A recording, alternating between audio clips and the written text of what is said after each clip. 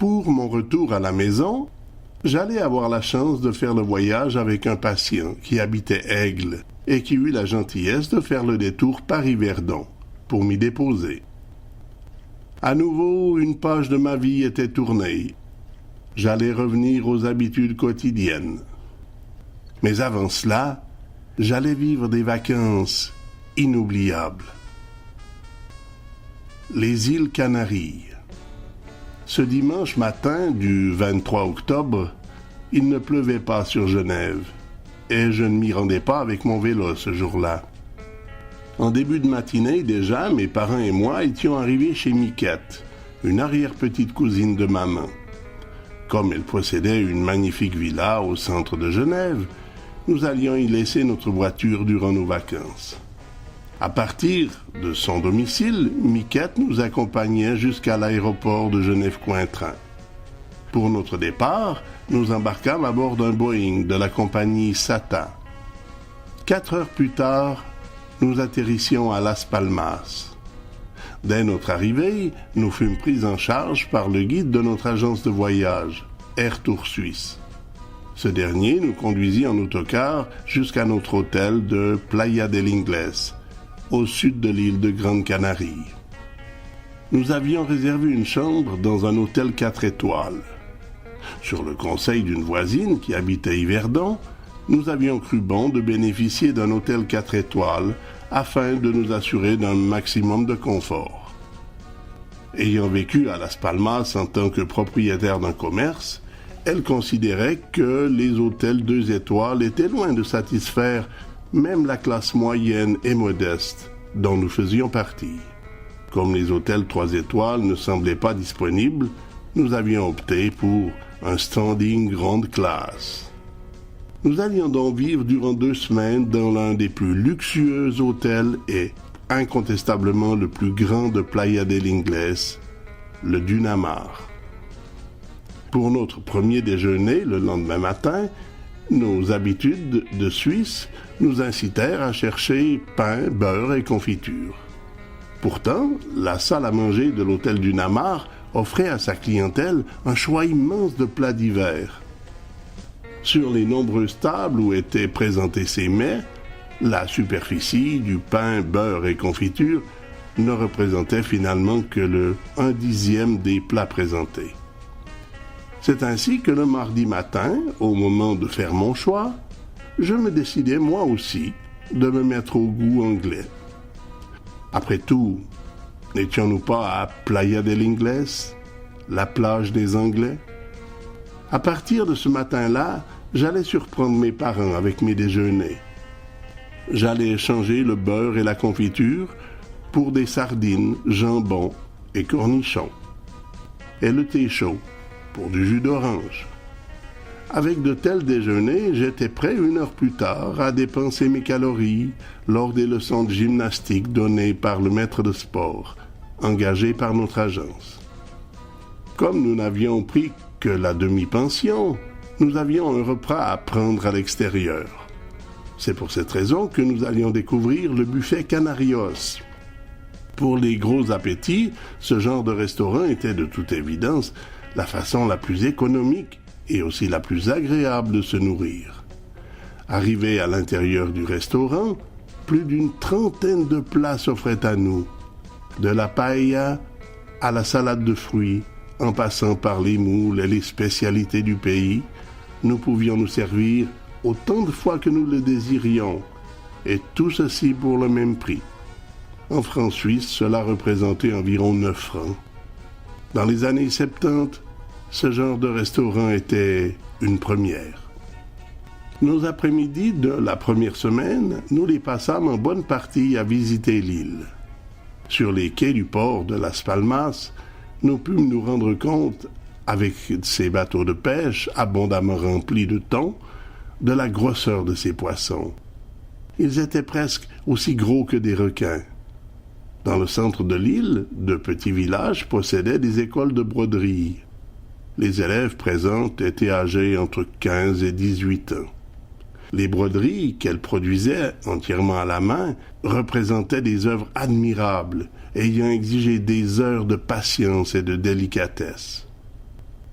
Après plusieurs heures de transport sur des routes montagneuses et escarpées, notre chauffeur nous déposa, pour dîner, devant un restaurant situé à la Cruz de Tejeda, qui représentait l'un des cols de montagne les plus hauts de l'île. Le restaurant Los Mesoneros représentait un édifice typique du patrimoine canarios. Lorsqu'ils eurent terminé de nous servir un délicieux repas, les serveurs et serveuses se mirent à chanter en interprétant des chansons du folklore local.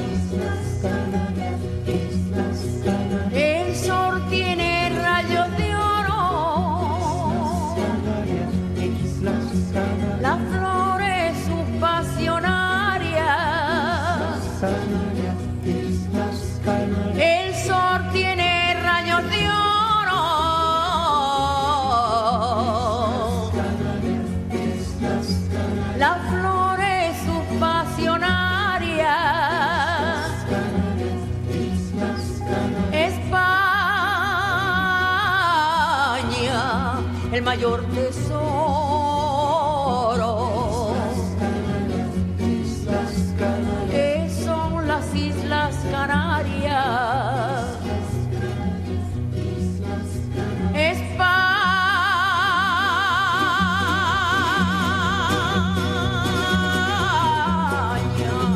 el mayor tesoro.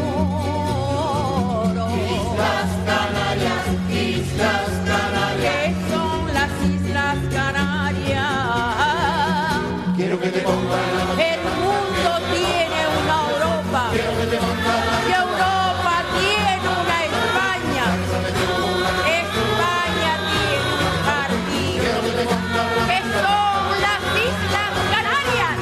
Ay, Canarias, cómo te siento si es que me encuentro lejos de ti.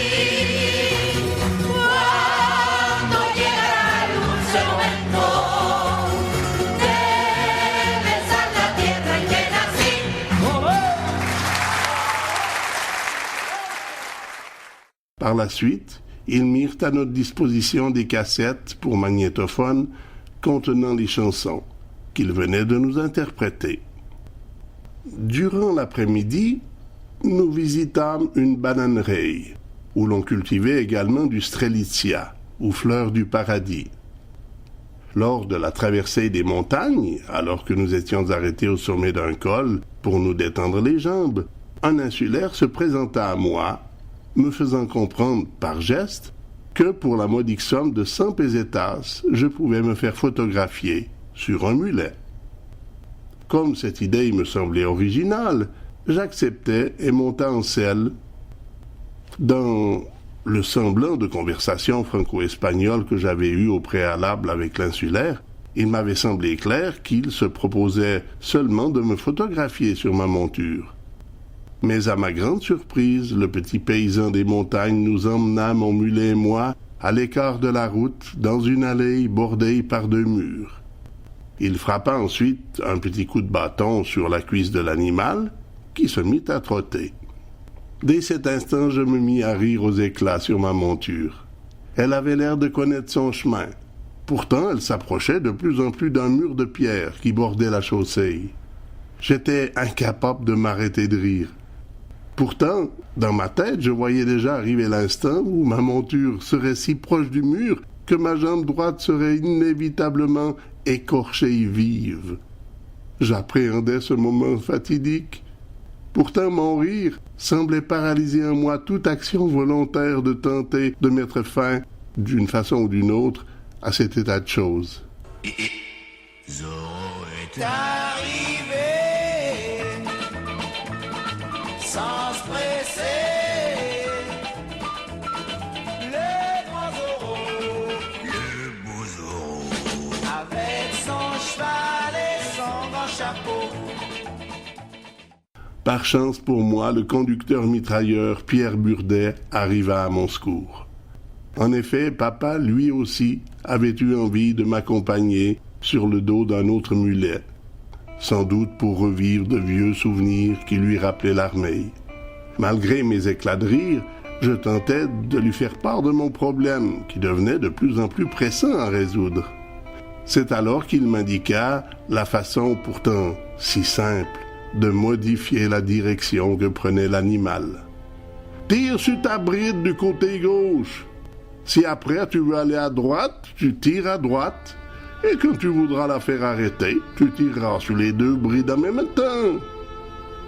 À partir de ce moment-là, je fus capable de maîtriser ma monture et pouvais à volonté la faire aller où je désirais. Quelques jours plus tard, nous nous rendions à Sioux City, un village western situé à la sortie de San Agustin. Cette réplique d'un authentique village de l'Ouest américain était la propriété d'une firme de production. Si ces décors ne servaient plus pour les tournages de films depuis quelques années déjà, les cascadeurs, eux, étaient toujours là et rentabilisaient la place en donnant des démonstrations de leur talent aux touristes qui payaient pour venir les voir. Plus vrai qu'au cinéma, je puis assister en compagnie de mes parents à l'attaque d'une banque par des hors-la-loi. Et comme dans tous les bons films, les bandits se font prendre, nous assistâmes également à leur pendaison. Par la suite, sous nos yeux admiratifs, nous assistâmes également à la traversée du village d'un cheval en balai qui supportait son cavalier couché sur le dos, le corps à la verticale, uniquement retenu par un pied dans son étrier. Pour terminer, nous pénétrâmes dans le saloon, où les Amérindiens nous firent une démonstration d'habileté au lancer du tomahawk et de couteaux enflammés. Ces décors cinématographiques, à la fois réalistes et naturels, furent également intéressants à visiter pour les cinéphiles que nous étions, papa et moi. S'il était une fois dans l'Ouest, il était une fois aussi Las Palmas, avec dans le rôle principal Christophe Colomb. Dans le village de Sioux City, les metteurs en scène avaient reconstitué un village de l'Ouest américain plus ou moins authentique. Par contre, dans une rue de Las Palmas, la maison qui avait abrité l'homme qui découvrit un jour l'Amérique était, elle, bien réelle. Ce fut durant notre tour de l'île que le guide des retours nous fit visiter la modeste maison aujourd'hui métamorphosé en musée, de l'un des plus célèbres navigateurs.